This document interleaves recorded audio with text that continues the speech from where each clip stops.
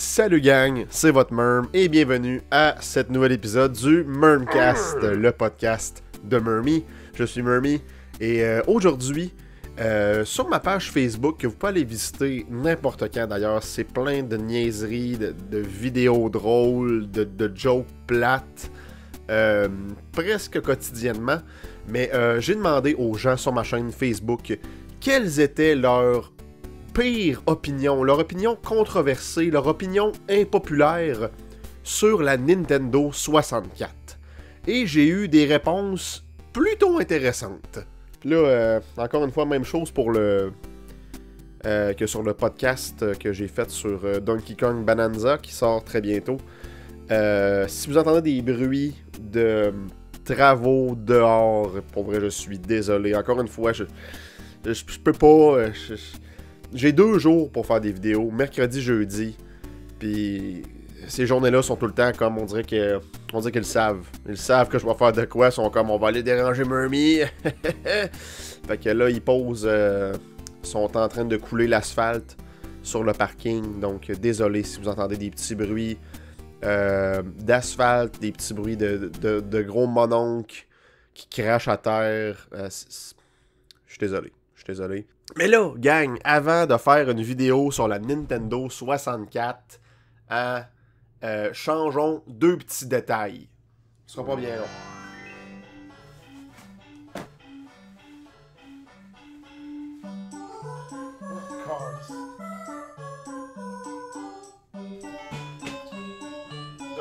C'est même pas bon. C'est petit jeu qui a mal vieilli que Chris. Tada! Tada! On part ça tout de suite. Cédric Duquette de anciennement Retour vers le rétro. Vous souvenez-vous de ce temps-là où je faisais partie de Retour vers le rétro? Déjà 8 ans. Time flies. C'est ça, time... En tout cas. Un nouveau Hyrule Warrior. Tu fais comme du monde? Hyrule Warrior. Cédric, à première vue, il avait mal compris la question. Il pensait que je parlais juste de Nintendo en général. Pour moi, il n'avait pas vu le 64 après Nintendo. Puis il a dit Metroid et Zelda sont pas le fun ni bons sur la NES. Opinion très legit. Effectivement, ces 2 jeux-là aujourd'hui sont pas jouables, particulièrement Metroid. Pour l'avoir fait sur la console originale, c'était vraiment pas le fun. Bon, là, c'est pas le sujet du jour. Il dit « Ah, j'avais pas vu le 64. » Son opinion controversée, Banjo-Tooie est pire que Nuts and Bolts. Ouh, hot take. Une opinion que je peux pas vraiment refuter ou accepter parce que j'ai pas vraiment joué à Nuts and Bolts. En fait, j'ai joué, je pense, 2 heures de Nuts and Bolts. J'ai parcouru le premier monde un petit peu. Là, en fait, j'ai fait l'introduction dans la grosse ville. J'ai fait le premier monde un petit peu. Je tripais pas tant que ça. Fait que j'ai juste jamais rejoué. Mais Banjo-Tooie, effectivement, c'est vraiment pas le meilleur Banjo-Kazooie. Ce qui nous amène à Alex Popo, qui répondait à Cédric « Tu viens de réveiller un démon.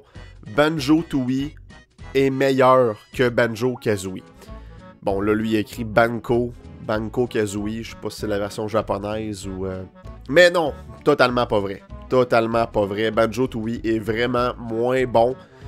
Pas qu'il est moins bon, mais il est beaucoup trop ambitieux. Les mondes sont trop gros. Il y a trop de power-up. Il y a trop de choses à faire. Ça en devient étourdissant. Puis le jeu sur la console elle-même roule comme de la marde, là, pour vrai. Au moins avec Banjo-Kazooie, on avait un 30 FPS solide, pas mal tout le temps. Banjo-Tooie, des fois, dip dans les genres 20, 18, 16 FPS. Pour vrai, si tu veux jouer à Banjo-Tooie, il faut que tu joues sur la Xbox ou sur la Virtual Console de la Switch. Mais sinon, pour vrai, c'est pas jouable, ça 64. C'est ça, le jeu est trop gros. Des fois, c'est trop difficile aussi. Tandis que Banjo-Kazooie, c'est un petit collectathon vraiment là, parfait. Il est juste de la bonne grosseur. Les mondes sont juste assez gros. Il y a juste assez de choses à collecter. Les objectifs sont pas trop difficiles, sont pas trop cryptiques. On sait où est-ce qu'on s'en va. C'est juste le fun de faire un monde genre à 100%, se le craquer le plus vite possible, sans avoir à transférer de monde en monde comme dans Banjo-Tooie. L'overworld de Banjo-Tooie est beaucoup trop gros. Les séquences d'FPS avec Kazooie qui tire des œufs comme un gun, ça a fucking pas rapport. Je dois dire par contre qu'il y a des mini-jeux sur Banjo-Tooie qui sont vraiment le fun. Comme le petit mini-jeu de l'OVNI, là. Je sais pas, maintenant on fait un petit jeu d'OVNI, là. Ça, c'était cool. Mais c'est ça, je pense que Banjo-Tooie était trop ambitieux.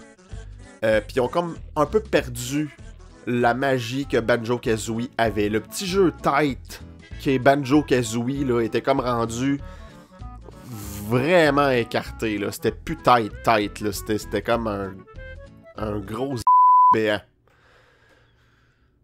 Je pense que je vais censurer ça. Max Saint Love nous dit une 64 s'était fait fort, j'avais vomi sur le mien, puis il est encore top shape. Je peux pas dire que c'est un hot take, je peux pas dire que c'est une opinion controversée, parce que c'est vrai. Une 64 c'était fucking solide. On pouvait l'échapper à terre, style la pitcher sur le mur, convaincu qu'elle fonctionnait encore. Même ma vieille 64, je l'avais modifiée pour pouvoir jouer au jeu japonais en pétant les petites pins à l'intérieur. Il y a deux petits carrés de plastique où ce que tu insères ta cassette qui bloquent en fait les cassettes japonaises d'entrée. Faut juste péter ça, puis on peut mettre nos cassettes japonaises. Mais pour vrai, ça avait été du dur labeur, là. Ça avait été fucking tough de péter mes petits plastiques. J'avais travaillé fort. Au moins un bon 1h30, 2h pour péter mes petits plastiques. De manière comme, tu sais, pour pas faire un job de cabochon, si je pourrais dire, là. C'était fait fort, effectivement. Les manettes aussi, encore aujourd'hui, sont faites fort. La seule affaire qui est moins solide, c'est les joysticks. Ben souvent, ils viennent lousses. Ou, ben c'est ça, ils viennent lousses. Ils viennent lousses, c'est comme un béant. Je vais encore censurer ça. Quand j'étais jeune, je rageais aux jeux vidéo et j'ai souvent lancé ma manette ou jeté ma manette par terre, puis ça fonctionnait encore super bien. Et oui, vomir sur une Nintendo 64 n'était pas signe, n'était pas présage défectuosité, si je pourrais dire ça comme ça. Aujourd'hui, vomir sur ta Switch 2, pense pas que tu vas regamer à Mario Kart. Kevin Fleury, salut Kevin, nous dit la manette, il y a du monde qui cherche encore comment la tenir aujourd'hui. Encore une fois, pas un hot take, pas une opinion controversée, juste la pure vérité. Cette manette-là est un vrai mystère pour certaines personnes. Je pense entre autres à l'image des 4 filles qui jouent à GoldenEye, où je te crisse pas trop. Ils jouent à GoldenEye en mangeant des pogos.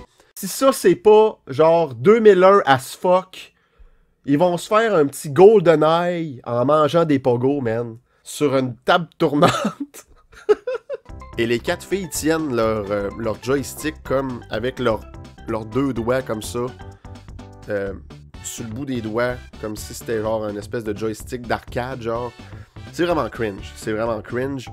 Ce qui nous amène aux commentaires de Maxime Lemieux. Bon, Maxime Lemieux, de son vrai nom, des jeux et de la bière. Allez voir leur chaîne, toujours très intéressant ce qu'ils postent. Écrit, voyons, hostie, c'est pas compliqué la manette. Tu pognes les 2 à droite pour le joystick et les 2 de côté pour les flèches. Effectivement, c'est pas compliqué là. Regardez, on va faire un cours ensemble, ok? Regardez, ça ici, là, les amis, là. Ça ici, là, c'est une manette de Nintendo 64. Ok? Une relique du passé vieille de bientôt 30 ans. Qui fonctionne encore super bien. Pas compliqué, là. Ok? Pour le joystick, tu pognes ta main ici avec les boutons là. Puis ton joystick ici. Puis là, t'as accès au bouton Z en arrière. Puis le bouton ici. Ok? Là, si tu veux jouer avec les flèches comme dans Kirby 64, là, ok? Tu mets ta main comme ça, puis ta main comme ça. Ça fait comme une manette de SNES. Là, t'as les boutons ici, là. Tu peux juste moins accéder au bouton Z. Ça te prend un gros fuck you. Si t'as pas de gros fuck you, ça marchera pas. Fait que c'est ça, c'est le cours. Des questions? Non? Bon ben là, arrêtez de m'écœurer avec le comment coquille la manette de cette étiquette? Je comprends pas, c'est une manette de merde! Oui, c'est une manette de merde, effectivement, quand tu regardes ça aujourd'hui, c'est laid, pis ça pique dans la face, mais c'est comme ça. C'est comme ça, ok? Mathieu Tanguay nous dit, bon regarde, on en revient à Banjo-Kazooie. Banjo-Kazooie, meilleur que Super Mario 64. Sans rien enlever à Mario 64, il a eu une importance capitale dans l'industrie du jeu vidéo et reste un excellent jeu. Mais quand on parle de profondeur dans le jeu, des mécaniques, du dynamisme, Banjo a une coche de plus. Oui et non. Je suis d'accord à comme 50% de ce que tu dis, Mathieu, parce que Banjo-Kazooie, les contrôles sont beaucoup plus stiffs, si je pourrais dire. Ils sont beaucoup plus comme restreints. Oui, il y a une liberté de mouvement quand même, et Banjo peut performer des moves spéciales beaucoup plus que Mario. Mais quand on parle de pur contrôle d'un platformer, Mario 64, encore aujourd'hui, est loin d'être égalé. On a juste à regarder la scène du speedrun de Super Mario 64, ça n'a aucun bon sens ce que les gens font avec ce jeu-là. Tu peux tellement t'exprimer, c'est drôle à dire, mais tu peux t'exprimer beaucoup plus avec Mario qu'avec Banjo. Enchaîner les long jumps, les saltos, les wall jumps, tu sais, côté platforming pur, Mario 64 beat vraiment Banjo-Kazooie. Côté ensemble de l'œuvre, atmosphère, cohérence, Banjo-Kazooie est 1000 fois mieux que Super Mario 64, je te l'accorde. Côté mécanique de jeu, oui, côté dynamisme aussi, avec le fait qu'on peut se transformer en plusieurs choses, en abeilles, en petites citrouilles, tu sais. Vraiment, le jeu a beaucoup plus de charme aujourd'hui que Mario 64 va en avoir. Ça, c'est certain.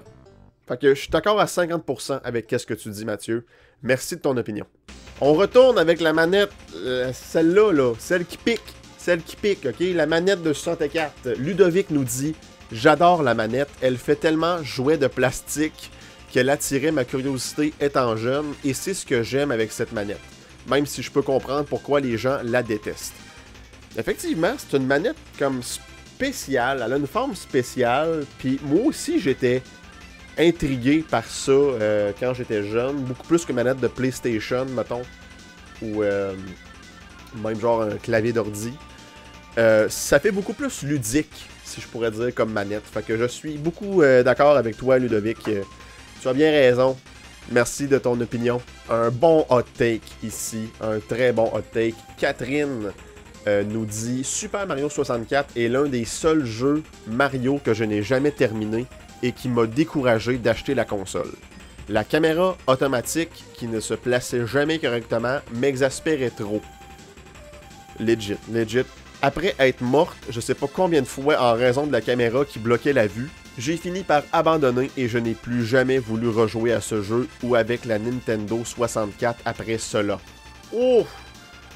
Tu sais ce qui est supposé vendre ta console, le Killer App, fait juste en sorte que finalement la console, tu t'en calisses. C'est plate. C'est effectivement plate. Pour vrai, je pense pas que c'est un hot take tant que ça. Je sais qu'il y a beaucoup de gens qui détestent la caméra de Super Mario 64. C'est à voir, Catherine, je sais pas à quel âge que tu as commencé à jouer à ce jeu-là. C'est sûr qu'aujourd'hui, mettons, en 2025, tu prends Super Mario 64 pour la première fois dans tes mains. Ce jeu-là est quasiment injouable. Mais quand tu as grandi avec... Moi, Mario 64, c'est mon premier jeu que j'ai battu moi-même à l'âge de 6 ans. C'est un jeu qui fait partie de moi, qui m'a vu grandir. Fait on dirait que j'ai comme passé par-dessus ces défauts-là. Puis je me ramène à l'époque où il n'y avait pas tant de jeux de platformer. Tu sais, oui, je jouais à Banjo-Kazooie, je jouais à Conker's Bad Fur Day, à Chameleon Twist. Puis tu sais, on dirait que ces problèmes-là étaient comme plus fréquents. Fait qu'on vivait avec, c'était juste c'était juste ça, fallait vivre avec, tu sais. Mais je comprends parfaitement pourquoi que ce jeu-là t'exaspère aujourd'hui. C'est pas un jeu qui a tellement bien vieilli, mais encore une fois, juste par la liberté de mouvement que Mario a, c'est un jeu que je crois vaut la peine d'être joué quand même. Peut-être pas le finir, peut-être pas faire 120 étoiles, hostie comme Fred a fait il y a pas longtemps, hostie de Mad Men. Il s'est décidé de se craquer Mario 64 120 étoiles. Je suis comme, man, tu vas pas bien, là, tu vas pas bien, hostie. Mais je comprends parfaitement pourquoi que c'est un jeu qui pourrait te turner off aujourd'hui. Mathieu Dutil, un ami d'enfance, salut Matt, j'espère que tu vas bien, écrit vraiment là un hot take. Ça c'est du hot take en colline. Mario Kart 64 est pas vraiment un bon Mario Kart. Les contrôles sont vraiment nuls. Petit bonhomme sourire. Et faut croire que cette hot take-là a rejoint beaucoup de personnes parce qu'il y a eu 4 likes sur son commentaire. Et effectivement, je peux pas nier Mario Kart 64, un peu comme le premier ou Super Circuits à GBA. C'est pas vraiment des bons Mario Kart quand on les compare à aujourd'hui. À l'époque, c'était cool. J'ai eu des Christy de bons moments avec Mario Kart 64. C'était un comfort game pour moi personnellement. Je me souviens que les fins de semaine, je gamais beaucoup à Mario Kart 64. Mais effectivement, le jeu a tellement mal vieilli. Il n'y a pas de contenu. Il y a juste 16 pistes. C'est vraiment pas assez. Quoique la qualité des pistes est quand même là. On a des bangers sur Mario Kart 64. Mais effectivement, les contrôles, tu prends ça aujourd'hui, puis c'est dégueulasse. C'est dégueulasse. Quand on a à cette heure les contrôles crissement tight de Mario Kart 8 puis Mario Kart World, c'est vraiment dur de revenir en arrière puis de dire « Ah oui, j'ai du plaisir à jouer à Mario Kart 64 ». Je comprends parfaitement le hot take. C'est un très bon hot take. Pas un mauvais jeu, mais aujourd'hui, un mauvais Mario Kart, je peux pas le nier. PL des accros des jeux que je salue. J'ai fait partie de cette gang-là. Un petit moment dans ma vie, c'était très cool.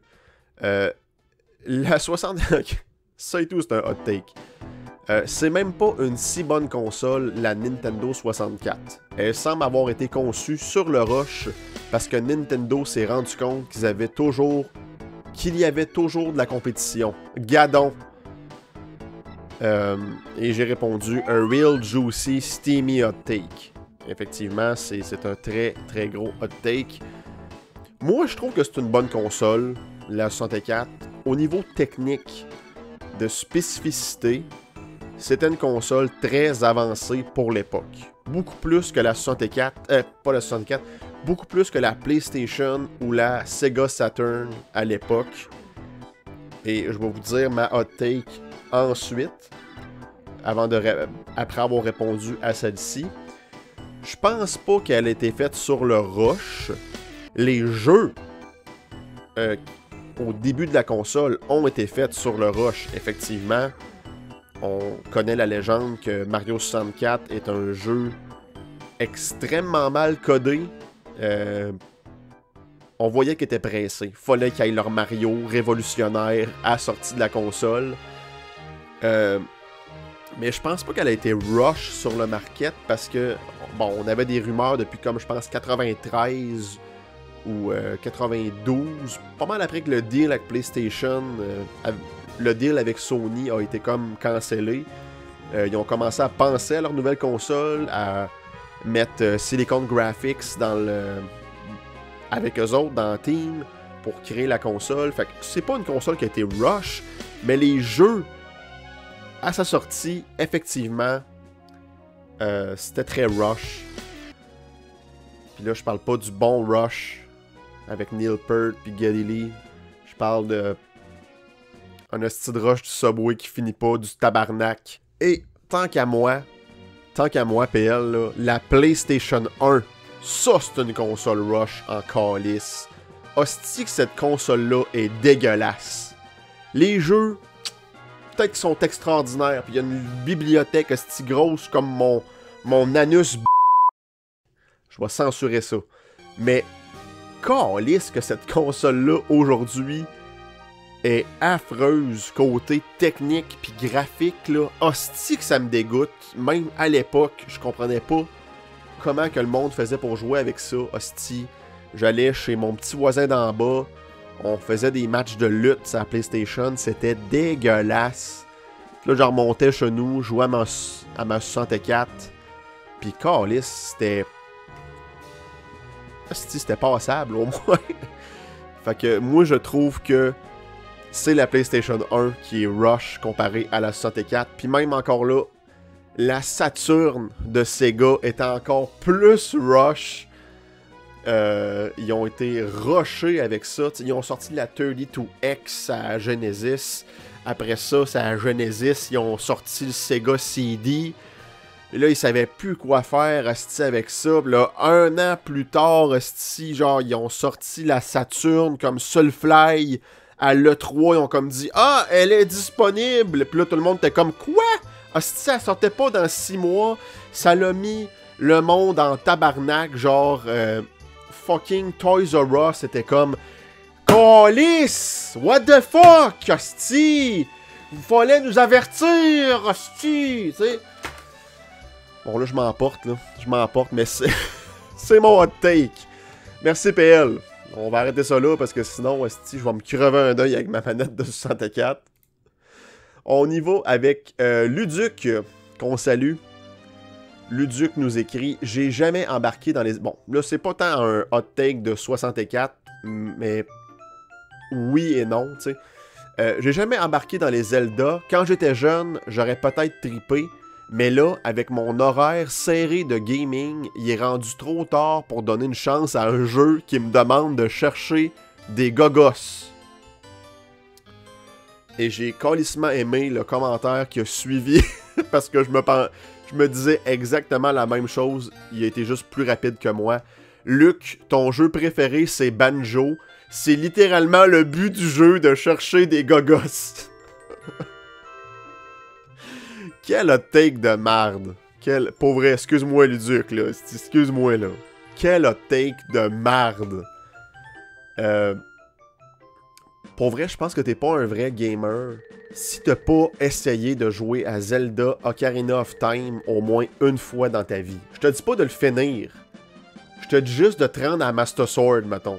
Puis au pire, si ça tente pas de chercher des gogos, fais juste jouer avec un walkthrough pour t'expliquer où aller, quoi faire, etc. Puis là, dans les temples, mettons, tu peux le laisser de côté pour avoir le plaisir de résoudre les puzzles, tu sais. Mais calisse, dude, tabarnak, là. Toutes les Zelda méritent d'être jouées au moins une fois, tu sais. Puis là, je mets Zelda Ocarina of Time parce que là, on parle de la 64, mais... hostie de jeu incroyable, ça, là. Tu sais, ça a révolutionné le jeu d'aventure.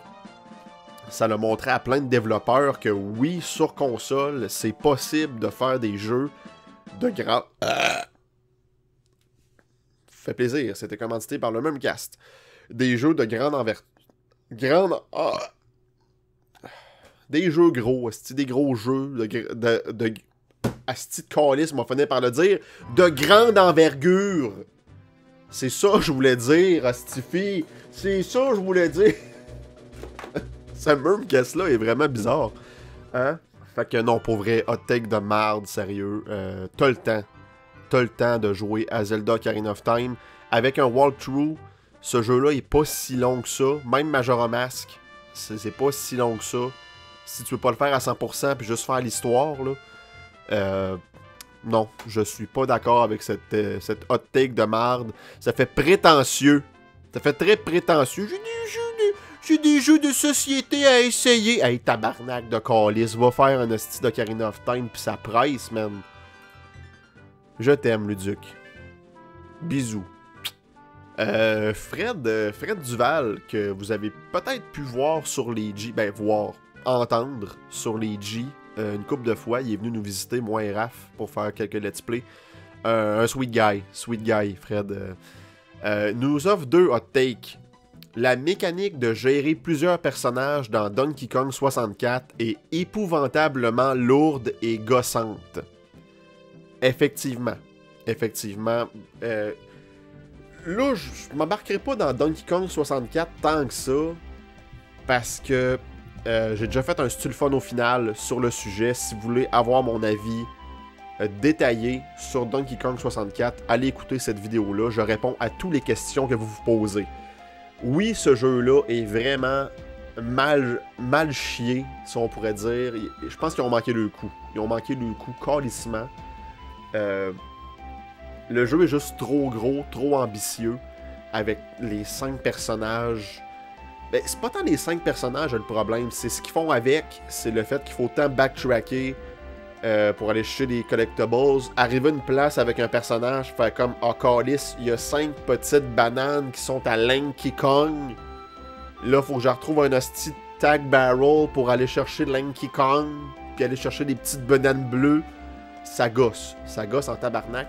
C'est pour ça, Fred, que je t'invite, si tu veux rejouer à Donkey Kong 64, rendu là, je te donne le droit, tout le monde a le droit d'avoir une bonne expérience avec DK64, de mettre le mode, mettons tu prends sur émulateur, tu as un mode que tu peux switcher tes bonhommes sur le fly, sans avoir à aller dans les barrels.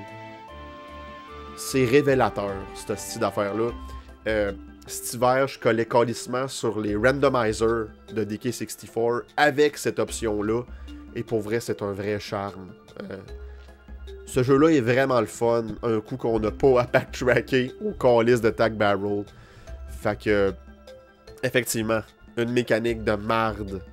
Pas à peu près. Moi, je dis pas si... Bon, là, encore une fois, je dis tout ça dans mon style fun au final, mais si il y aurait des levels ou des bouts de stage qui sont vraiment comme désignés pour un bonhomme, puis que tu le fais avec le bonhomme, here we go, t'as fini. Mais non, il y a tout le temps des calices de petites gogosses qui appartiennent aux autres bonhommes dans le bout du bonhomme. Hostie, comprenez-vous ce que je veux dire? C'est gossant, ça...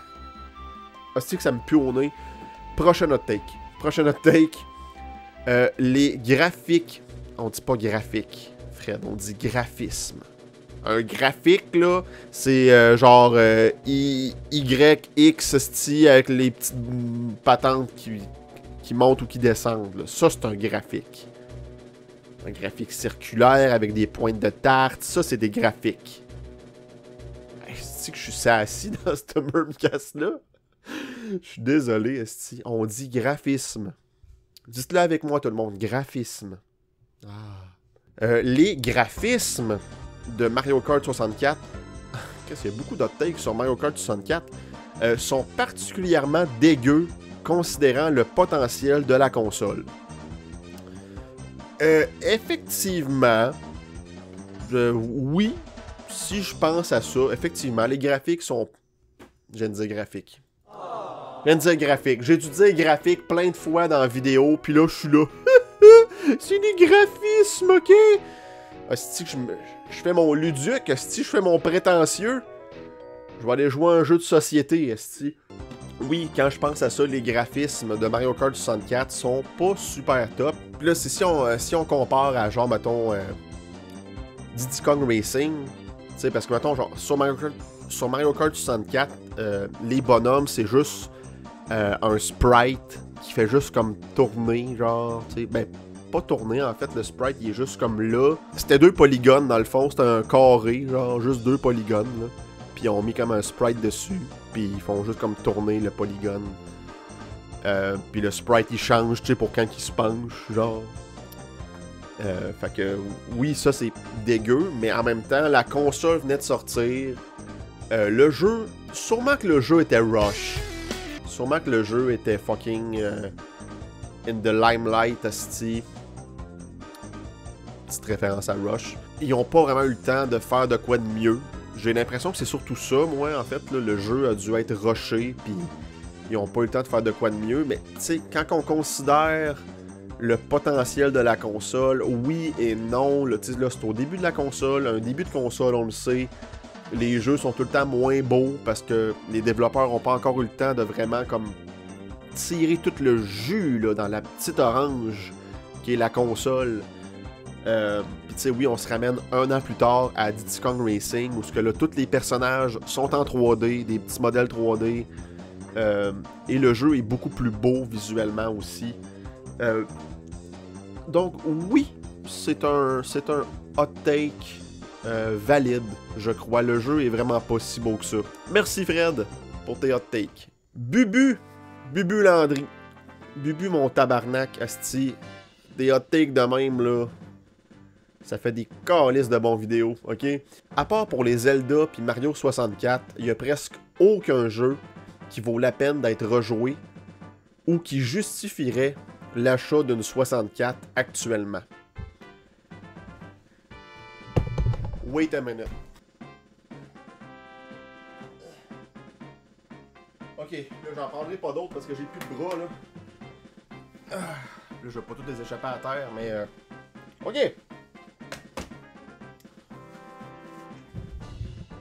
F-Zero X, un super bon racer, rapide, genre frantic.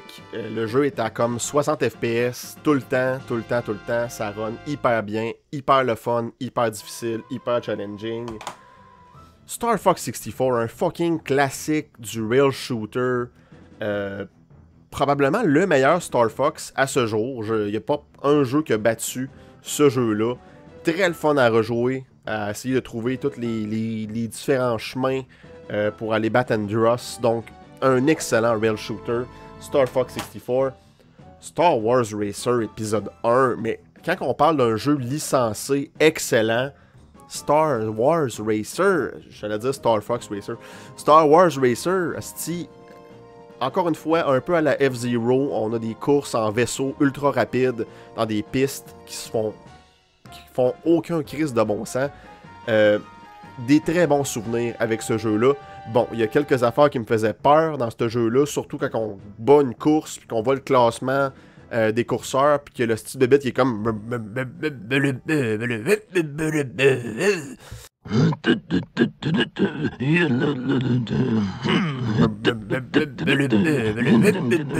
Ça me foutait la chienne, mais un hostie de bon jeu. Wave Race 64, un super bon jeu de course de jet ski qui, je crois, vendait une console pour ceux qui tripaient jet ski. C'est challenging, c'est le fun, la musique est awesome. Wave Race 64, bon, on vient d'en parler, mais DK64, là, je vous conseille pas de jouer peut-être. Ouais, ça s'applique moins bien parce que là, c'est la cassette qu'il faut absolument aller dans un Attack Barrel, mais un bon platformer néanmoins, puis que quand on le fait comme on veut le faire, ben c'est le fun. Là, j'ai Mario Party dans mes mains, mais Mario Party 1, 2, 3, des excellents jeux multijoueurs, super plaisants en gang, bon, super plaisant ou super painful, à vous de décider, mais un classique qui restera un classique et qui a spawné combien de spin-off et de versions à travers les années. Je veux dire, c'est une formule gagnante et c'est probablement le jeu de société en cartouche, en jeu vidéo le plus populaire et a jamais été battu par aucun autre jeu de société virtuel. Tout. Paper Mario, hostie, Paper Mario, un de mes RPG préférés de tous les temps, ce jeu-là. Je le refais quasiment aux années, genre, c'est un vrai petit bijou d'RPG, simple mais complexe à la fois, simple et complexe à la fois, avec des personnages super attachants, une histoire vraiment vraiment cute,